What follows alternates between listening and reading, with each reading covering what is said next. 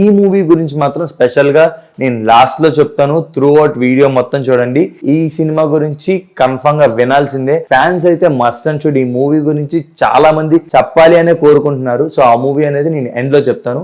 Video చివరి వరకు చూడండి. Hi viewers, welcome back to our channel. So ఇప్పటి వరకు మనం చేసిన సిరీస్ టాలీవుడ్ హీరో మూవీస్ చాలా వరకు సేవ్ చేసాం. వాళ్ళ కెరియర్ లో ఏవైతే మంచి మూవీస్ ఉన్నాయో అవి మన సేవ్డ్ లిస్ట్ లో పెట్టేసాం. కొన్ని ఏవైతే అన్వాంటెడ్ మూవీస్ ఉన్నాయి, ఈ వద్దు అనుకున్నప్పుడు మిగతావన్నీ డిలీట్ చేసేసాం. సో ఇవాళ ఇంకొక హీరో మూవీస్ ఏవైతే ఆయన లైఫ్ కెరియర్ లో సేవ్ చేద్దామో, ఏవైతే డిలీట్ చేద్దామో ఇవాళ చూసేద్దాం. సో ఇవాళ మనం చూడబోయే అండ్ సేవ్ చేయబోయే మూవీస్ అండ్ డిలీట్ చేయబోయే మూవీస్ హీరో ఎవరు అంటే mega power star Ram Charan గారు. So mega power star Ram Charan గారి కెరియర్ లో చాలా హిట్స్ అండ్ ఫ్లాప్స్ అనే ఉన్నాయి. ఫస్ట్ సినిమా చిరుత రావడానికంటే ముందు, ఫస్ట్ పూరి జగన్నాథ్ గారి కంటే ముందు approach and director SS Rajamouli. So first movie ఒక ఇంపాక్ట్ క్రియేట్ చేయాలి, జనాల్లోకి వెళ్ళాలి అనుకున్నప్పుడు ఎస్ఎస్ రాజమౌళి గారిని అప్రోచ్ అవ్వడానికి అల్లు అరవింద్ గారు కూడా ఓకే అన్నారు. రామ్ చరణ్ ఫస్ట్ మూవీ చేయాలి అనుకుంటే రామ్ చరణ్ గారి క్యాలిబర్ తెలియాలి, ఆయన యాక్టింగ్ స్కిల్స్ ఏంటో తెలియాలి. సో సెకండ్ మూవీ అయితే నేను చేస్తాను, ఫస్ట్ మూవీ తెలిసిన మంచి డైరెక్టర్ని పెట్టి తీయండి, దాని తర్వాత సెకండ్ మూవీ అయితే నేను చేస్తాను. ఎందుకంటే ఫస్ట్ మూవీకే నాకు ఆ ప్రెజర్ ఉంటుంది, అయితే నేను అది తీయలేను అని చెప్పేసి ఈజీగా నో చెప్పారు. సో సెకండ్ మూవీ ఆయనతో ప్లాన్ చేద్దామని ఆగారనమాట. సో ఫస్ట్ మూవీ ఎవరితో చేపిద్దాం, రాజమౌళి గారు తర్వాత మంచి ఛాన్స్ ఎవరికి ఉంది అని చెప్పేసి అనుకున్నప్పుడు, సో అదే టైంలో హిట్ డైరెక్టర్ అయిన పూరి జగన్నాథ్ గారిని తీసుకుందాం అనుకున్నాను. సో ఆ టైంలో పోక్రీ కానివ్వండి, దేశముదురు కానివ్వండి మంచి రైజింగ్లో బ్లాక్ బస్టర్ మూవీస్గా ఉన్నాయి. సో పూరి జగన్నాథ్ గారు అయితే కరెక్ట్. సో డెబ్యూకి అయితే పర్ఫెక్ట్గా రామ్ చరణ్ గారిని చూపిస్తారు అనుకొని చెప్పి పూరి జగన్నాథ్ గారికి ఆ ప్రాజెక్ట్ అనేది ఇచ్చారు. సో ఫస్ట్ మూవీ అయినా కూడా చాలా అద్భుతంగా, చాలా నీట్గా ప్రజెంట్ చేశారు. స్టోరీ లైన్ రొటీన్ అయినా కూడా చిరుతతో మంచి బ్లాక్ బస్టరే కొట్టారు. సో ఫస్ట్ మూవీ అంత బ్లాక్ బస్టర్ అవుతుందని చెప్పేసి చాలా మంది డౌట్స్ కూడా ఉన్నారు. ఎందుకంటే రామ్ చరణ్ ఫస్ట్ మూవీ చేయగలడా లేదా అని చెప్పేసి అనుకున్నారు. సో ఫస్ట్ మూవీ అయినా కూడా ఆయన చాలా ఎఫర్ట్స్ పెట్టి చేశారు. సో పూరి జగన్నాథ్ గారి మూవీస్లో సాంగ్స్ కానివ్వండి, నెక్స్ట్ ఒక సినిమాటోగ్రఫీ కానివ్వండి, చాలా డిఫరెంట్ టైప్ ఆఫ్ ఉంటుంది. చిరుత మూవీకి సో చిరంజీవి గారు కొడుకు రామ్ చరణ్ గారు, సో చిరంజీవి గారి మీద ఉన్న ఎక్స్పెక్టేషన్సే రామ్ చరణ్ గారి మీద కూడా ఉంటాయి. ఎందుకంటే చిరంజీవి గారు మనకి డ్యాన్స్కి పెట్టింది పేరు. సో ఆయన మూవ్స్ కానివ్వండి, ఆయన డ్యాన్స్ కానివ్వండి, సో త్రూ అవుట్ టాలీవుడ్లో కానివ్వండి, బాలీవుడ్ ఏ ఇండస్ట్రీ తీసుకున్నా అంత గ్రేస్గా ఒక స్టెప్స్ వేయడం అనేది ఒక చిరంజీవి గారి వల్లే సాధ్యం అవుతుంది. సో వాళ్ళ కొడుకు అదే డ్యాన్స్ మూవ్తో చేస్తాడా లేదా అనేది చాలా మందికి ఉండేది. కానీ ఒకరోజు చిరంజీవి గారికి ఒక ఫోన్ వచ్చింది పూరి జగన్నాథ్ గారి నుంచి. సో మీ బర్త్డేకి నేను ఒక గిఫ్ట్ ఇస్తున్నాను చిరు గారు, అదేంటి అంటే అని చెప్పేసి ఫస్ట్ చిరుత మూవీలో ఫస్ట్ సాంగ్ రిలీజ్ చేశారు. ఆ సాంగ్ రిలీజ్ చేసిన తర్వాత గ్రేస్ కానివ్వండి, ఆ టైమింగ్ కానివ్వండి, ఆ డ్యాన్స్ మూవ్స్ కానివ్వండి, మొత్తం అన్ని చిరంజీవి గారి కొడుకనిన తర్వాత రామ్ చరణ్ గారికి ఈజీగా అభ్యాసం ఉంటాయి. సో అందుకే ఫస్ట్ మూవీలో ఆ డ్యాన్స్ కూడా చితక్కొట్టేశారు అనమాట. సో మనం చిరుత మూవీ అయితే పక్కాగా సేవ్ లిస్ట్ లోనే పెట్టుకోవాలి. సో చిరుత మూవీ నిజంగానే రామ్ చరణ్ గారి కెరియర్ స్టార్టింగ్ లో డెబ్యూ మూవీగా నిజంగానే చిరుత మూవీ ఆయన్ని సేవ్ చేసేసింది. సో దీన్ని సేవ్డ్ లిస్ట్ లో వేసేద్దాం. తర్వాత రామ్ చరణ్ గారి second movie, okay first movie hit అయింది, సెకండ్ మూవీ ఎవరితో చేయాలా, అప్పటికి స్క్రిప్ట్స్ వింటా ఉన్నారు. తర్వాత రాజమౌళి గారిని కలిసిన ఒకసారి రామ్ చరణ్ గారు గుర్రం దాని గురించి ఒక ఏదో టాపిక్ వచ్చింది, సో హార్స్ రైడింగ్ దాని గురించి. దాని తర్వాత రామ్ చరణ్ గారు చెప్పారు, రామ్ చరణ్ గారికి పెట్స్ అంటే ఎంత ఇష్టం మనకు ఆల్రెడీ తెలిసింది. సో ఆయన దగ్గర ఆల్రెడీ హార్సెస్ ఉండడము, సో చాలా పెట్స్ని పెంచడం, ఆయన హార్స్ రైడింగ్ అంటే ఎంత ఇష్టం అనేది చెప్పడం. సో ఇదంతా రాజమౌళి గారు చెప్పిన తర్వాత అప్పుడు మొదలైంది మన మగధీర స్టోరీ. సో రాజమౌళి గారు ఆల్రెడీ చెప్పారు తన క్యాపబిలిటీ తెలిసిన తర్వాత తనకంటూ నేను ఒక స్టోరీ రాస్తానని చెప్పేసి అన్నారు కదా. సో అప్పుడు ఫిక్స్ అయ్యారనమాట, ఓకే మన ఇద్దరం కలిసి రామ్ చరణ్ మనం ఒక సినిమా చేద్దామని రాజమౌళి గారు చెప్పడం, దాని కాన్సెప్ట్ అండి మొత్తం అంతా డిజైన్ చేసుకొని మూవీ ప్రజెంట్ చేయడానికి, స్టోరీ వినిపించడానికి చిరంజీవి గారి దగ్గరికి వెళ్ళడం. సో స్టోరీ ఎప్పుడైతే స్టార్ట్ అయిందో దాని తర్వాత నుంచి మగధీర తర్వాత నుంచి రామ్ చరణ్ గారి కెరియర్ ఇంకొక టర్న్ తీసుకుంది. మగధీర మ్యాక్సిమం ఇండస్ట్రీలో ఉన్న మొత్తం రికార్డ్స్ అన్నిటినీ చేంజ్ చేసింది. సో టాలీవుడ్ లోనే 100 crores గ్రాస్ కొట్టిన first movie Magadheera.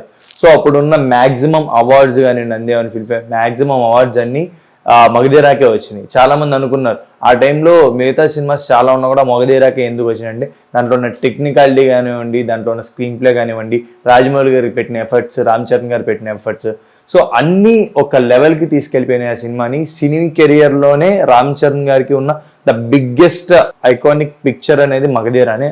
So Ram Charan గారి ఫిల్మోగ్రఫీలో 100 crores క్రాస్ చేసి 150 crores వరకు రీచ్ అయిన మగధీరా మూవీని పక్కా సేవ్డ్ లిస్ట్లో అయితే వేసేయాల్సిందే. ఇది వేయకపోతే నన్ను కూడా ఎవరు ఊరుకోరు.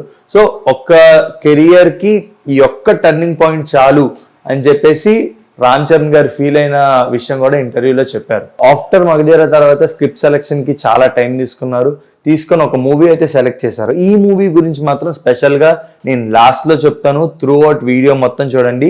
ఈ సినిమా గురించి కన్ఫామ్గా వినాల్సిందే. ఫ్యాన్స్ అయితే మస్ట్ అండ్ షుడ్. ఈ మూవీ గురించి చాలా మంది చెప్పాలి అనే కోరుకుంటున్నారు. సో ఆ మూవీ అనేది నేను ఎండ్లో చెప్తాను, వీడియో చివరి వరకు చూడండి. తర్వాత మూవీస్ చాలా వరకు కమర్షియల్ గానే బిల్డ్ చేసుకుంటా ఉన్నారు. సో నాయక్ కానివ్వండి, నెక్స్ట్ రచ్చ కానివ్వండి, డిఫరెంట్ టైప్ ఆఫ్ మూవీస్ అన్నిటిని కమర్షియల్ గా హిట్ కొట్టడం అయితే స్టార్ట్ చేశారు. దాని తర్వాత కొన్ని ఫ్లాప్స్ కూడా ఉన్నాయి. ఫ్లాప్స్ గురించి, డిలీటెడ్ మూవీస్ గురించి నేను తర్వాత చెప్తాను. సో ఆఫ్టర్ లాంగ్ గ్యాప్ తర్వాత రామ్ చరణ్ బ్లాక్ బాస్టర్స్ ఓన్లీ మన కమర్షియల్ విధంగానే కొడుతున్నాడు. సో ఒక క్రియేటివ్ కానీ కొత్తదనం కానీ లేదు. ఆ టైం వరకు వేరే హిట్స్ ఏవి లేవు అనుకునే టైంకి అప్పుడు వచ్చింది ఆ మూవీ పేరే ధృవ. సో ధృవ మూవీ వచ్చిన తర్వాత నుంచి ఆయన కెరియర్ మళ్ళీ టర్న్ చేసుకుంది. సో ధృవ మూవీకి ఆల్రెడీ చూసాం తను ఎంత కష్టపడ్డాడు ఆ బాడీ కట్టింగ్స్ కోసం కానివ్వండి, ఆ బాడీ మీద ఆయన పెట్టిన ఫోకస్ అంత ఇంత కాదు. చాలా మంది జిమ్కి వెళ్ళే వాళ్ళు కూడా ధృవ మూవీ చూసిన తర్వాతే చాలా మంది ఇన్స్పైర్ అయ్యారు. సో ధృవ మూవీ ఆల్రెడీ రీమేక్, తని ఊరువన్ అని చెప్పేసి తమిళ్లో తీసుకున్న ఒక మూవీని రీమేక్ చేశారు. సో రీమేక్ కూడా చాలా కొత్తగా అనిపించింది. సో దాని డైరెక్టర్ సురేందర్ రెడ్డి గారు కూడా చాలా స్టైలిష్ మేకింగ్ చేశారు. సో మిగతా ముందు వరకు ఉన్న రామ్ చరణ్ వేరు, దీని తర్వాత చాలా సెటిల్డ్ గా చేశారు. ఒక కాప్ రోల్ అనేది చాలా మైన్యూట్ డీటెయిల్స్ కూడా అబ్జర్వ్ చేయాల్సి ఉంటుంది. సో ప్రీవియస్ గా చాలా మంది ట్రోల్ చేశారు. ఆల్రెడీ ఒక మూవీలో చాలా ట్రోలింగ్ జరిగింది, దానిలో కూడా ఒక పోలీస్ ఆఫీసరే. సో అది నేను తర్వాత చెప్తాను ఏంటి అనేది. సో ఈ మూవీలో కూడా ఒక పోలీస్ క్యారెక్టర్ చేస్తూ చాలా సెటిల్డ్ గా అన్ని డిఫరెంట్ టైప్ ఆఫ్ జోనర్స్ ని తీసుకోవడానికి ట్రై చేశారు ఈ మూవీతో. ధృవ మూవీకి కూడా ఆయన చాలా కష్టపడ్డా. ఆఫ్టర్ లాంగ్ బ్యాక్ తర్వాత, చాలా ఫ్లాప్స్ తర్వాత ఒక మూవీని అంత కాన్సన్ట్రేషన్ గా కెరియర్ కి తగ్గట్టు తీసుకున్నారు. దానికి రీజన్ కూడా ఏంటి అంటే రామ్ చరణ్ గారు ఆల్రెడీ ఒక ఇంటర్వ్యూలో చెప్పారు. మణిరత్నం గారు ఒకసారి చెప్పారంట, మణిరత్నం గారు ఒకసారి స్టోరీ చెప్పడానికి వచ్చారు. ఈజీగా ఒక చిన్న పాయింట్ ఉంది, దాన్ని చేద్దాం అనుకునేటప్పుడు రామ్ చరణ్ గారు వద్దు, ఈ పాయింట్ ప్రజెంట్ నేను ఆల్రెడీ కమర్షియల్ మూవీస్ చేస్తున్నాను, సో ఇప్పుడు ఈ పాయింట్ అనేది కరెక్ట్ కాదు అనుకున్నప్పుడు మణిరత్నం గారు ఒక విషయం చెప్పారంట. నువ్వు కమర్షియల్గా సక్సెస్ పొంది డబ్బులు సంపాదించిన ఒక్కటి గుర్తుండిపోయే సినిమా తీసి నీ కెరియర్ బెస్ట్లో నీ యాక్టింగ్ పరంగా చూపించుకొని ఒక సక్సెస్ కొట్టిన ఒకటే అని చెప్పేసి. సో మణిరత్నం గారు ఆ పాయింట్ చెప్పడంతో ఆ పాయింట్ని చాలా సీరియస్గా తీసుకున్నారు రామ్ చరణ్ గారు. సో దాని తర్వాతే ఆల్రెడీ ధృవ ఇంటర్వ్యూలోనే సేమ్ ఈ పాయింట్ని చెప్తారనమాట. మణిరత్నం గారు నాకు ఇలా చెప్పారు, అందుకనే ఈ ధృవ తీయడానికి నాకు ఒక రీజన్ అయింది అది. సో ఈ ధృవ తీయడానికి కూడా నాకు మణిరత్నం గారే ఒక చిన్న హెల్ప్ కూడా చేశారు పరోక్షంగా అని చెప్పేసి చెప్పారు. రామ్ చరణ్ గారి కెరియర్లో ధృవ అంత ఇంపార్టెంట్ రోల్ ప్లే చేసింది. ఫ్యాన్స్ కూడా ఆఫ్టర్ లాంగ్ బ్యాక్ ఒక రామ్ చరణ్ ని ఇలాంటి ఫిజిక్ లో, ఇలాంటి కట్అవుట్ తో చూడడం అనేది ఫ్యాన్స్ కూడా ఐ ఫీస్ట్ అని చెప్పుకోవాలి. సో అందుకని ఈ ధృవ మూవీని మన సేవ్ లిస్ట్ లోకి వేసేద్దాం, రంగస్థలం. సో ఇప్పటి వరకు చూసిన ఒక రామ్ చరణ్ వేరు, ఈ సినిమాలో ఉన్న రామ్ చరణ్ వేరు. సో సుకుమార్ గారు ఈ పాయింట్ తో వచ్చారు, ఎందుకంటే హీరో ఒక చోటువాడు అనే కాన్సెప్ట్ అనేది తీసుకోవడం అనేది చాలా డేరింగ్ విషయం అనమాట. దానికి రామ్ చరణ్ గారు అప్పుడే ఒక టాప్ హీరోస్ లో ఒక టాప్ హీరో. సో ఆ పాయింట్ తీసుకొని హిట్లు కొడతామా లేదా అనేది పక్కన పెట్టేసి ఈసారి ఒక ఎక్స్పెరిమెంట్ చేద్దాము, ఆడియన్స్కి పక్కన యాక్టింగ్ గురించి కానివ్వండి, మన స్కిల్ గురించి కానీ, మన తెలుగు ఇండస్ట్రీలో మనకంటూ ఒక సినిమా గురించి కానీ చెప్పుకోవడానికి ఆ మూవీ చేద్దామని చెప్పేసి ఫిక్స్ అయ్యారు. సినిమాలో ఒక 2 రేస్ కార్లు పరిగెత్తినట్టు ఉంటుంది సినిమా. ఎందుకు అంటే సుకుమార్ గారి డైరెక్షన్ ఒకవైపు, రామ్ చరణ్ గారి యాక్టింగ్ ఒకవైపు, స్టోరీ అయితే ఈ రెండింటి బ్యాక్ డ్రాప్ అనమాట. వీళ్ళిద్దరూ ఉన్న రేస్ లో ఒక సినిమాని ఇంత నీట్గా, ఇంత ఎస్టాబ్లిష్ చేసుకొని ఒక్కొక్క మైన్యూట్ డీటెయిల్స్ కూడా సినిమా రిలీజ్ అయిన తర్వాత సుకుమార్ గారి ఇంటర్వ్యూలో చెప్తారు. సో ఆ పాము సీన్ ఎందుకు వచ్చింది, జగపతి బాబు గారిని ఎందుకు చంపాడు, సో చంపింది కూడా ఆ పాముకి జగపతి బాబు గారికి ఎందుకు అలా లింక్ పెట్టారు. సో చాలా మైన్యూట్ విషయాలు కూడా దానిలో చాలా ఉన్నాయి. సో అంత ఫోకస్గా రాసిన క్యారెక్టర్ని, అంత ఫోకస్గా రాసిన ఒక స్టోరీని రామ్ చరణ్ గారిని మాత్రమే పెట్టి తీయాలని చెప్పి అనుకున్నారు. సో ఆ మూవీ తీసిన తర్వాత కూడా ఒక్కొక్క సీన్కి, ఒక్కొక్క ఎలివేటివ్కి అండ్ క్లైమాక్స్కి, సినిమా అంతా ఒక లెవెల్ అయితే క్లైమాక్స్ మాత్రం డిఫరెంట్ హిట్ ఇచ్చింది ఆడియన్స్కి. సో సినిమా అంతా ఒక లెవెల్తో ఎక్స్పెక్టేషన్స్తో చూసాము. సో క్లైమాక్స్ తర్వాత సినిమా వేరే లెవెల్కి వెళ్ళిపోయింది. సో సినిమా కెరియర్లో కానివ్వండి, అంటే రామ్ చరణ్ గారి ఫిల్మోగ్రఫీ కెరియర్లో కానివ్వండి, నెక్స్ట్ సుకుమార్ గారి మూవీ కెరియర్లో కానివ్వండి, one of the best movie ఏదైతే ఉందో అది రంగస్థలం అనే చెప్పుకోవచ్చు. సో అందుకని ఈ రంగస్థలం మూవీని ఎప్పుడు మన ఫ్యాన్స్ ఫేవరెట్గా, రామ్ చరణ్ గారి ఫేవరెట్ మూవీగా సేవ్డ్ లిస్ట్లో వేసేద్దాం. రామ్ చరణ్ గారి కెరియర్లో ఇంకొక మైల్ స్టోన్ వచ్చేసరికి అది RRR అనే చెప్పుకోవాలి. సో ఇద్దరు హీరోస్ ఉన్నారు, నా క్యారెక్టర్ ఏంటి, సో నేను ఎంత బెస్ట్ ఇవ్వగలను, ఇదంతా పక్కన పెడితే స్టోరీని నమ్మారు. మన జక్కన్న గారు, రాజమౌళి గారిని నమ్మారు ఆ మూవీకి. మనము ఎప్పుడైతే RRR మూవీ స్టార్ట్ చేస్తామో దానిలో ఫస్ట్ సీన్, రామ్ చరణ్ గారు నడిచిన ఫస్ట్ సీన్ ఏదైతే ఉందో అది ఇప్పటికీ మనం తలుచుకున్నా కూడా గూస్ బంప్ సీన్ అనమాట. ఒక పోలీస్ క్యారెక్టర్ ఇంత టెరబుల్గా చూపించుకుంటూ, సో సినిమాలో 2 షేడ్స్ ఉంటాయి రామ్ చరణ్ గారి.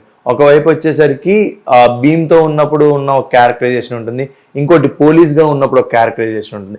రెండింటిని ఈక్వల్గా బ్యాలెన్స్ చేసుకుంటూ, 2 యాక్టింగ్ని ఈక్వల్గా బ్యాలెన్స్ చేసుకుంటూ, నెక్స్ట్ కొమరం భీముడు సాంగ్లో ఆయనకున్న యాక్టింగ్ స్కిల్స్ ఏవైతే ఉన్నాయో దాన్ని పర్ఫెక్ట్గా, ఫస్ట్ మూవీ చూసినప్పుడు మనకి ఏదైతే ఉందో, సో ఆ RRR మూవీ అప్పుడు ఏదైతే చూసామో చాలా వేరియేషన్ ఉంటుంది. సో ఫస్ట్ మూవీ నుంచి ఈ మూవీకి ఎంత అప్డేట్ అయ్యారు, ఎంత బాగా యాక్టింగ్ స్కిల్స్ అనేవి ఇంప్రూవ్ అయినాయి అని మనం ఆల్రెడీ చూసే ఉండొచ్చు. కొమరం భీముడు సాంగ్ వచ్చేసరికి ఒకవైపు కోపము చూపించాలి, ఒకవైపు బాధ చూపించాలి, రెండింటిని ఈక్వల్గా బ్యాలెన్స్ చేసుకుంటూ ఆ ఒక్క సాంగ్ని నిజంగానే మన కళ్ళల్లో నీళ్లు తెప్పించేలాగా ఆయన యాక్టింగ్ చేశారు. సో ఈ మూవీలో ఒక సీతారామరాజు గారి క్యారెక్టర్ని నిజంగానే ఒక సీతారామరాజు గారి క్యారెక్టర్ ఉంటే ఇలాగే ఉంటుందా, సో ఒక క్యారెక్టరైజేషన్కి ఆయన ఇచ్చే ఫోకస్ కానివ్వండి, ఆయన పెట్టే డెడికేషన్ కానివ్వండి, సో దానికి కూడా మన ఆఫ్టర్ ధృవ తర్వాత ఈ మూవీకి అంత కష్టపడ్డారు. ఆ బాడీ మేకింగ్ కానివ్వండి, నిజంగానే టాలీవుడ్ ఇండస్ట్రీలో ఒక బాడీ మేక్ ఓవర్ చేయాలన్నా, ఆ బాడీని రెప్లికాగా క్రియేట్ చేయాలి అనుకున్నా కూడా రామ్ చరణ్ గారి తర్వాతే అని చెప్పుకోవచ్చు. సో RRR మూవీ అయితే ఒక రామ్ చరణ్ గారి ఫిల్మోగ్రఫీని వేరే లెవెల్కి మార్చింది. టాలీవుడ్ నుంచి హాలీవుడ్ లెవెల్ వరకు తీసుకెళ్ళింది అనమాట. ఆస్కార్కి నామినేట్ అవ్వడానికి ఈ మూవీ ఎంతైతే పర్ఫెక్టో నిజంగానే రామ్ చరణ్ గారి క్యారెక్టర్ కూడా అంతే పర్ఫెక్ట్ అని చెప్పి నాకు అనిపించింది. సో సినిమా చూసినంతసేపు రామ్ చరణ్ గారి వైపు నుంచి కళ్ళు తిప్పుకోలేం, అంత బాగా చేశారు, అంత బాగా డిజైన్ చేశారు ఆ క్యారెక్టర్ని. సో ఫ్యాన్స్ అందరికీ ఒక సీతారామరాజు గారి క్యారెక్టర్ని చూస్తున్నంతసేపు రామ్ చరణ్ గుర్తు రాలేదు. నిజంగా ఒక సీతారామరాజు గారు ఎలాగే ఉంటారా, సో మన ఫ్యాన్స్ అందరికీ ఒక ఐ ఫీస్ట్ అని చెప్పుకోవాలి ఈ మూవీ నిజంగానే. ఆల్రెడీ రాజమౌళి గారు రామ్ చరణ్ గారు కాంబినేషన్లో మగధీర మూవీ చూసాం. సో ఈ మూవీ తర్వాత వీళ్ళిద్దరు కాంబినేషన్ అనుకుంటేనే ఒక లెవెల్ ఎక్స్పెక్టేషన్స్ ఉంటాయి. పైగా ఈ మూవీలో ఎన్టీఆర్ గారు ఉన్నారు. సో ఈ కాంబినేషన్ మీద ఉన్న ఎక్స్పెక్టేషన్స్ అయితే టాలీవుడ్ మొత్తం కానివ్వండి, టాలీవుడ్ ఏమండి, మిగతా ఇండస్ట్రీస్ ఏవైనా కూడా దీని వైపే ఒక కన్నేశారు. ఈ ఒక్క మూవీతో రామ్ చరణ్ గారు గ్లోబల్లీ మొత్తం తెలిసిపోయారు అనమాట. సో ఆ మూవీ అంత ఇంపార్టెంట్ అయింది రామ్ చరణ్ గారికి. ఈ మూవీ వచ్చేసరికి ఒక మైల్ స్టోన్ గా మిగిలిపోయింది అనమాట. సో ఇంత చెప్పిన తర్వాత కూడా దీన్ని సేవ్డ్ లిస్ట్ లో అయిపోతే ఎలాగా? సో సేవ్డ్ లిస్ట్ లో ఫస్ట్ పెట్టుకున్న మూవీ RRR అనే చెప్పుకోవచ్చు. సో దీని తర్వాత మనము RC16 అండ్ RC17 గురించి కూడా మాట్లాడుకోవాలి. దాని ముందు రీసెంట్ గా మనకి గేమ్ చేంజర్ అనే ఒక మూవీ పోస్టర్ కూడా రిలీజ్ చేశారు, దాని ఒక సాంగ్స్ కూడా రిలీజ్ అయినాయి. సో ఈ మూవీ కూడా చాలా జాగ్రత్తగా తీసుకున్నారు, ఎందుకంటే రాజమౌళి గారు మూవీ తీసిన తర్వాత నెక్స్ట్ మూవీ ఏదైతే ఉందో అది ఖచ్చితంగా ఫ్లాప్ అవుతుందని జనాల మైండ్లో కానివ్వండి, చాలా మంది నోట్లో కానీ వినే ఉంటాం. ఎందుకు అంటే రాజమౌళి గారి ఎక్స్పెక్టేషన్స్ ఆ లెవెల్ రీచ్ వరకు తీసుకెళ్ళిపోతారు. ఆ లెవెల్ రీచ్ నుంచి మనం ఇంకా ఎక్స్పెక్టేషన్స్ పైన పెట్టుకుంటాం కానీ కింద పెట్టుకోం. దానికి కొంచెం అటు ఇటు అనిపించినా కూడా సినిమా మనకి ఖచ్చితంగా ఫ్లాప్ అనే అనుకుంటాం. కాకపోతే ఈసారి చాలా ఫోకస్డ్గా, కాన్సన్ట్రేషన్గా, పక్కాగా తీసుకున్న పాయింట్ అనుకుంటా రామ్ చరణ్ గారు. So Ram Charan RC game changer అని ఎప్పటి నుంచో మాటలు వినిపిస్తున్నాయి. సో ఈ మూవీకి పక్కా కొంచెం డిలే అవుతున్నా పోస్ట్పోన్ అవుతున్నా కూడా దీని మీద ఫుల్లీ ఫోకస్డ్ అండ్ కాన్సన్ట్రేషన్ ఉన్నారు. సో ఎంత జాగ్రత్తగా ఈ స్క్రిప్ట్ డిసైడ్ చేసుకొని ఉంటే అంత కాన్ఫిడెంట్గా ఉంటారు. దీంట్లో ఆల్రెడీ చిన్న చిన్న లుక్స్ కూడా రిలీజ్ అయినాయి. సో రామ్ చరణ్ గారి లుక్స్ అయితే చాలా డిఫరెంట్గా ఉన్నాయి. సో ఈ సినిమాతో ఆ మిత్ని మళ్ళీ బ్రేక్ చేయబోతున్నారా అనే పాయింట్లో అయితే చాలా మందికి డౌట్సే వస్తున్నాయి. ఎందుకంటే నిజంగా ఇది కానీ మిత్ బ్రేక్ అయింది అనుకుంటే రాజమౌళి గారి మిత్ బ్రేక్ చేసినట్టే. నెక్స్ట్ RC16 అండ్ RC17 కూడా ఆల్రెడీ లోడింగ్ లో ఉన్నాయి. RC16 వచ్చేసరికి బుచ్చిబాబు గారి కాంబినేషన్ తో చేస్తున్నారు. మహారాజు అని చెప్పేసి సేతుపతి గారిది ఒక మూవీ ఉంది. దాని ఇంటర్వ్యూలో విజయ్ సేతుపతి గారు అంటారు, బుచ్చిబాబు గారు ఆల్రెడీ ప్రెసెంట్ ఇంత దూరం వచ్చి ఇంటర్వ్యూ చేస్తున్నారు, ఆల్రెడీ చాలా పనులు ఉన్నాయి, రామ్ చరణ్ గారితో మూవీ చేస్తున్నారు. ఆ మూవీ స్టోరీ నాకు తెలుసు, one of the excellent movie and excellent story. So ఆ మూవీ స్టోరీ నాకు చాలా బాగా నచ్చింది. ఈ మూవీ అయితే తీస్తే పక్కా బ్లాక్ బస్టర్ అవుతుందని కూడా విజయ్ సేతుపతి గారు చెప్పారు. సో ఖచ్చితంగా ఈ RC16 కూడా ఇంకొక hit loading, block buster loading అని అనుకుంటున్నాను నేను. సో RC16 బుచ్చిబాబు గారు విజయ్ సేతుపతి గారు చెప్పిన తర్వాత సేమ్ మళ్ళీ ఇంకొక ఇంటర్వ్యూలో రామ్ చరణ్ గారి 17th మూవీ వచ్చేసరికి సుకుమార్ గారితో.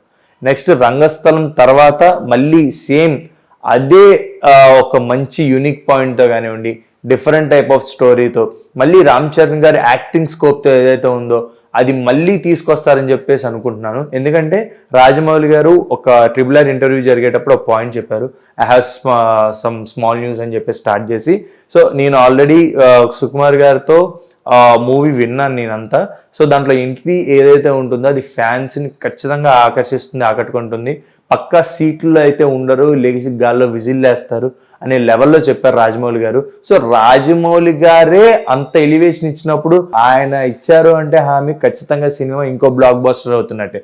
So game changer RC16, RC17 పక్కా ఇంకో హ్యాట్రిక్ కొట్టాలని మనస్ఫూర్తిగా కోరుకుంటున్నాను. సో ఇప్పటి వరకు మనం రామ్ చరణ్ గారి కెరియర్లో, ఫిల్మోగ్రఫీలో ఏవైతే మూవీస్ ఉన్నాయో వాటిలో సేవ్డ్ మూవీస్ అంటే ఆయన లైఫ్కి కానీ, ఆయన కెరియర్కి కానీ, ఆయన యాక్టింగ్ కానీ ఈయన్ని సేవ్ చేసి ఆయన లైఫ్, ఫిల్మోగ్రఫీ, కెరియర్ మొత్తాన్ని ఒక మైల్ స్టోన్గా మార్చినాయి అని చెప్పేసి చెప్పుకున్నాం. సో ఇప్పుడు నేను రామ్ చరణ్ గారి మూవీస్లో ఏవైతే కొంచెం డిలీటెడ్ మూవీసే అనుకోవచ్చు గట్టిగా మాట్లాడితే. ఎందుకంటే ఆ మూవీస్ గురించి కూడా నేను ఇప్పుడు చెప్తాను. సో ఆ మూవీస్ ఏంటో తెలుసుకోబోతున్నాను. రామ్ చరణ్ గారి ఫిలిం కెరియర్లో one of the biggest mistake ఏది అని ఉంటే అది జంజీర్ అని చెప్పుకోవచ్చు. ఎందుకంటే బిఫోర్ కొంచెం కమర్షియల్ హిట్స్తో రచ్చ, నాయక్ ఇలాంటి మూవీస్ చేసుకునేటప్పుడు కన్ఫర్మ్ గా ఒక మూవీ చేద్దాము అని చెప్పేసి అనుకుని ఒక బాలీవుడ్ లో ఒక మూవీ సైన్ చేశారు, అదే జంజీర్ మూవీ అనేది ఆల్రెడీ అమితాబ్ బచ్చన్ గారు హిందీలో చేశారు. ఆయనకి ఒక మంచి మూవీ అని చెప్పేసి చెప్పుకోవచ్చు అమితాబ్ బచ్చన్ గారికి. జంజీర్ తర్వాత ఇంటర్వ్యూలో కూడా చెప్పారు, నేను చేద్దామా వద్దా అనే డైలమాలో ఉన్నప్పుడే జంజీర్ మూవీ చేయాల్సి వచ్చింది అని చెప్పేసి కూడా చెప్పారు. ఎందుకు అంటే జంజీర్ అనేది అక్కడ నార్త్ వాళ్ళకి, అమితాబ్ బచ్చన్ గారికి ఒక మంచి ఫేవరెట్ మూవీ అనే చెప్పుకోవచ్చు. ఆ మూవీని మళ్ళీ రీప్లేస్ చేద్దామని చెప్పేసి అనుకుని ఒక చిన్న స్మాల్ మిస్టేక్ చేశారు జంజీర్తో. జంజీర్ సాంగ్స్ కానివ్వండి, దాని యాక్షన్ కానివ్వండి, ఈ సినిమా ద్వారా ఎందుకు అంత నెగిటివిటీ వచ్చింది అంటే, సో రామ్ చరణ్ గారి లుక్స్ అనేవి చాలా డిజాస్టర్ ఉంటాయి ఈ సినిమాలో. ఈ మూవీ కానీ చేయకపోయి ఉంటే రామ్ చరణ్ గారి కెరియర్లో ఒక మంచి మూవీకి ఇంకొక ఛాన్స్ ఉండేది.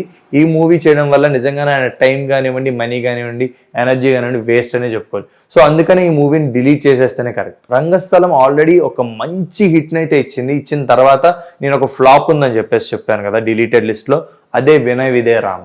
సో వినయ్ విజయ రామ చేయడానికి కూడా పాయింట్ ఏంటి అంటే ఆల్రెడీ ముందే ఇచ్చిన కమిట్మెంట్స్, బోయపాటి గారితో ముందే ఇచ్చిన కమిట్మెంట్స్ ద్వారా చేద్దాము అని చెప్పేసి అనుకున్నారు. సో అది టైం గ్యాప్ కూడా లేకుండానే వెంటనే స్టార్ట్ చేసేసారు.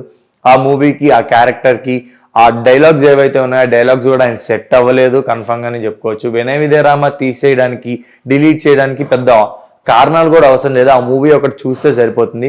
చాలా మంది ఫ్యాన్స్ కానివ్వండి, నెక్స్ట్ ఒక ఎంత హేటర్స్ కానివ్వండి, చాలా మంది ట్రోల్ చేసిన వాళ్ళు కానివ్వండి, ఈ మూవీ తర్వాత ఎందుకు అనవసరంగా రామ్ చరణ్ ఇంత బిగ్ మిస్టేక్ చేశాడు వినయ్ విజయ రామతో అని చెప్పేసి చాలా మంది అన్నారు. సో దీని తర్వాతే కొంచెం స్క్రిప్ట్ మీద మళ్ళీ కాన్సన్ట్రేషన్ పెట్టాలని చెప్పేసి అనుకున్నారేమో రామ్ చరణ్ గారు, అందుకనే RRR సెలెక్ట్ చేసుకున్నారు. పక్కా వినయ్ విజయ రామ కూడా మనం ఈయన కెరియర్ లో నుంచి డిలీట్ చేసేస్తేనే బాగుంటుందని చెప్పేసి అనుకున్నాం. సో ఇది కూడా డిలీట్ లోకి వెళ్ళిపోతుంది. ఆఫ్టర్ వినయ్ విజయ రామ తర్వాత స్క్రిప్ట్ సెలెక్షన్ లో చాలా జాగ్రత్తగా RRR ఆల్రెడీ చేస్తున్నారు. ఈ మధ్య గ్యాప్ లో రామ్ చరణ్ గారు, చిరంజీవి గారు అడిగారనో లేకపోతే నిజంగా స్టోరీకి రిక్వైర్మెంట్ ఉందనో ఆచార్యలో కూడా ఒక గెస్ట్ అపీరియన్స్ రోల్ చేశారు. అది గెస్ట్ రోల్ కన్నా ఎక్కువసేపే ఉంది అది.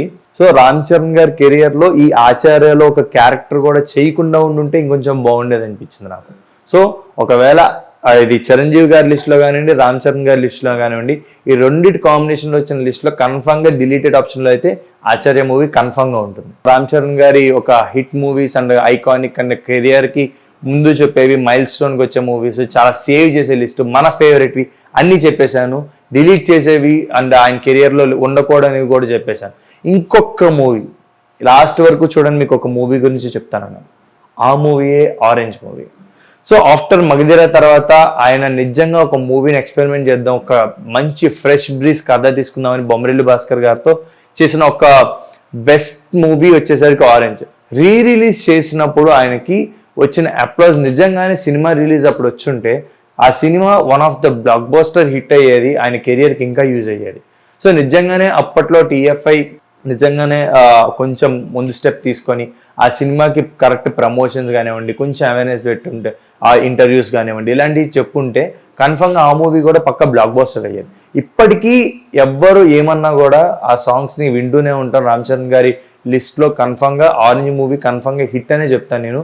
సో ఇప్పటి వరకు చూసిన సినిమాస్ అయితే ఇవి. సో వీటిలో మీకు ఏది బెస్ట్ అనిపించింది, మీ ఫేవరెట్ ఏది అనేది ఏమైనా ఉంటే ఖచ్చితంగా కమెంట్ సెక్షన్లో కమెంట్ చేయండి.